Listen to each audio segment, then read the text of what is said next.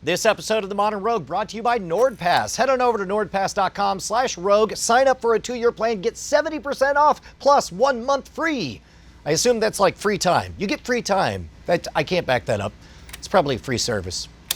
Heads up, Rogues, this is a super important all-hands announcement. Jason Murphy needs $1. In fact, it's not even $1. He needs 99 cents because his brand new book, it's comedy horror, you're gonna love it, called Killer Candy, is out, coming out in mere hours as I record this on Amazon. It's only 99 cents, and those pre-orders absolutely matter. It's October 30th release. Let's get him #1 in horror. 99 cents pre-ordered. Let's do that right now.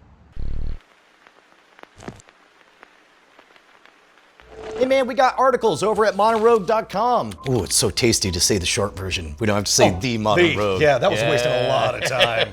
You can go to either one, but modernrogue.com is good. This article was written by Alex Hanton, and it's 5 horror movie cliches that actually happened. Yeah. All right, we're gonna break it down. Break it down.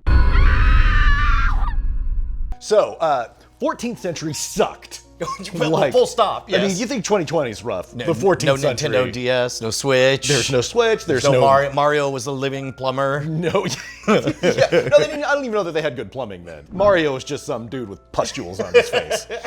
But the 14th century, you had the Black Plague ravaging Europe.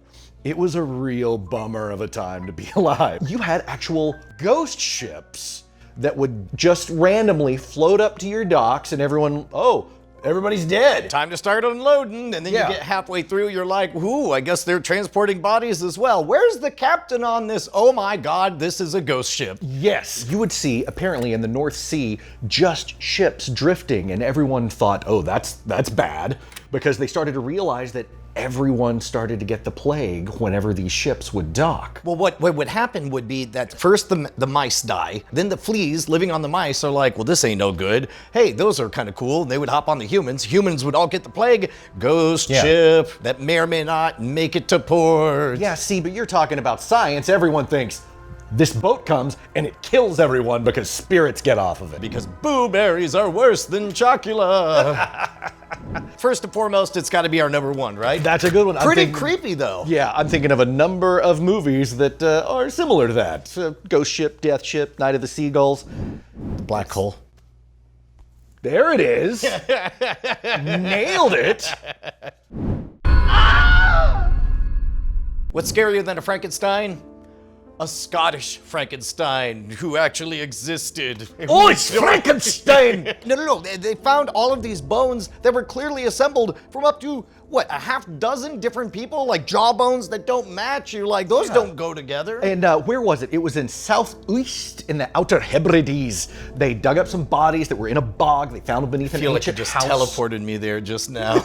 I saw the misty moors and I felt a chill. Oh. It is an ill omen tonight. I'm holding some scotch and Daniel's next to me. Hey, Brian, you want to go cobble together some buddies? No, we're good. We're good. Because you got to think that's how it happened. They're having some whiskey and they're bored. I think you mixed up what we meant when we said we wanted a Scottish blend. That was terrible. I loved it. But yeah, the archaeologists, they found this. They thought, we found 2 intact bodies. But it turns out they were chimeras. You know, I really like this one. I really do. Of course I do.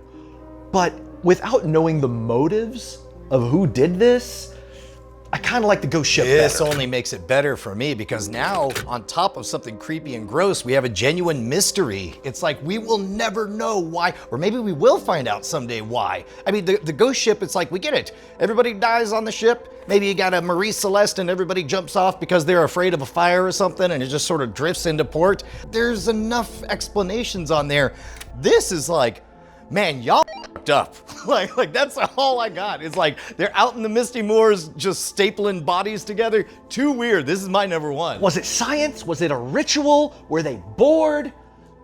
I don't know. Reminds me of something from Red Dead Redemption 2, but we don't have to get into it. I read that and I just hear pre-internet. Yeah, now you just order body parts off of Etsy. I mean. All right, next up. Hooded, bloody cults actually definitely existed, complete with the ritual human sacrifice and the whole 9 yards. But enough about Modern Rogue HQ.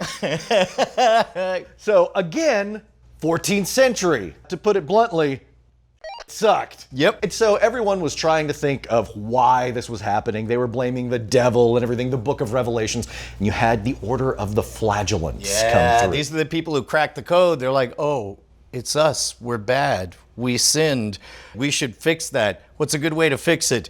Well, I don't want to stab myself. That'll might get infected. But I can whip myself repeatedly and so each time feel a little bit better. Oh, let's do it in public. Let's make a big circle. It's like the world's worst drum circle is what they put together. Yes, and they thought that if they suffered enough that everyone else would stop suffering and that the plague would go away. So they had little iron-tipped barbs on the ends of their whips and just whipping their backs. And all I could think was, you dumbass.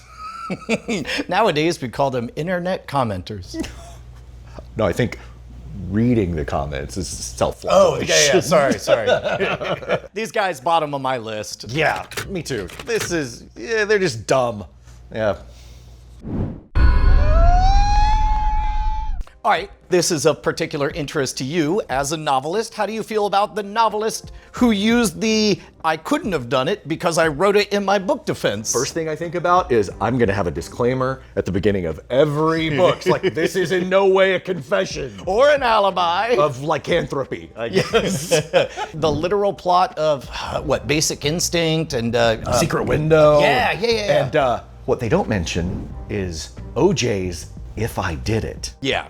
Which, I mean, come on. Yeah, that's what this is. Well, you know the story on that. He got sued in the civil lawsuit. They got all of his assets, including the rights to the book. And so when they released it under that title. But if you look, the part where it says, "If I," is just like 1 point font. And it just says, "I did it." Well, so this was actually back in 1991. Richard Klinkhammer, a Dutch novelist with a somewhat successful career, was also an abusive drunk who beat his wife. And then one day she disappeared. He gets off. He doesn't get convicted. The case eventually fizzled out, is what it says here. A year later, he writes Woensdag gehakt dag, in which he describes the graphic murder of his wife, like grinding her up and feeding her to pigeons in the park. No.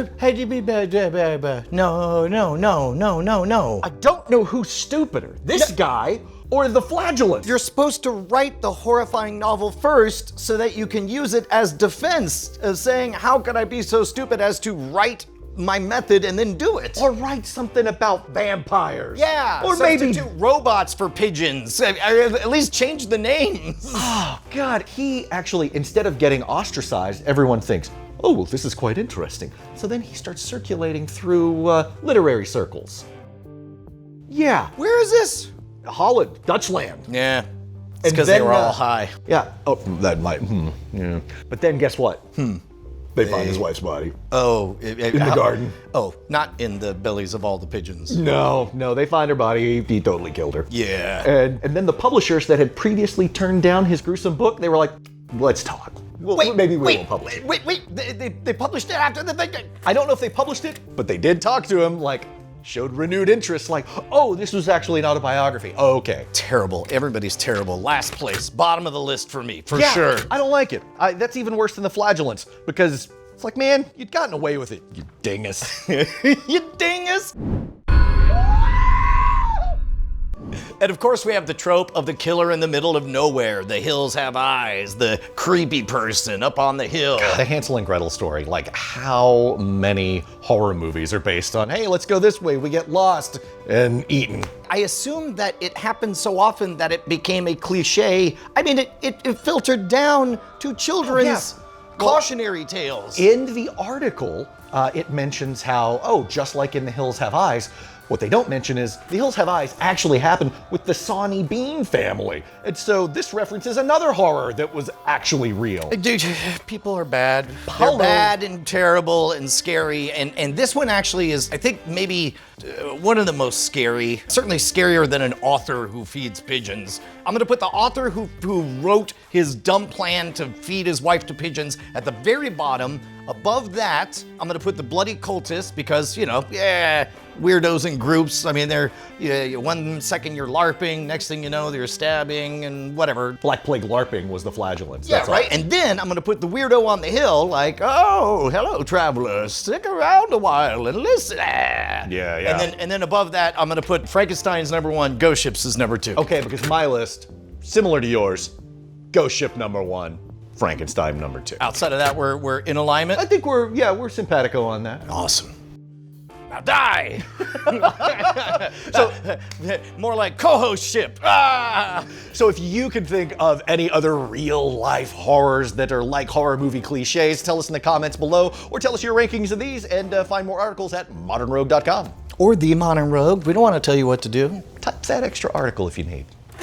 Jason and I have been saying this for years. You can either have a good password or a password you can remember. So how do you solve that? Simple, get a password manager. We're talking about a zero knowledge infrastructure where everything is encrypted before it even shows up on the server. We're talking about easy to use desktop and mobile apps. We're talking about being able to share those complicated passwords easily with people you trust, not doing dumb stuff like writing it down, sending it through an email or a text or whatever. We're talking about being responsible with your data. We're talking about our friends over at NordPass, a singular, safe, secure destination to put all of your important stuff so it's not inside your big, dumb, stupid, wetware head. Look, man, we're all flawed monkey descendants. I'm not sure I might have veered off of the copy points, but the important thing is that your passwords are kept where you don't have to remember them all, but you have access to them whenever you want. It's got one-click autofill, so it's easy to plug in even the most complicated of passwords. Don't take my word for it, just head on over right now to nordpass.com/rogue and take advantage of their Cyber Monday deal. You'll get 70% off a 2-year plan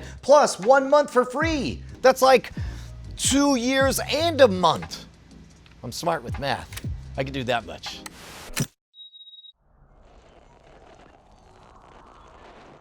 That was dingus. They're like, we'll publish it, but we're gonna change the title. You dingus. Yeah. Is that a Dutch word? Yeah, it is. Dingus. It's Woensdag gehaktdag dingus.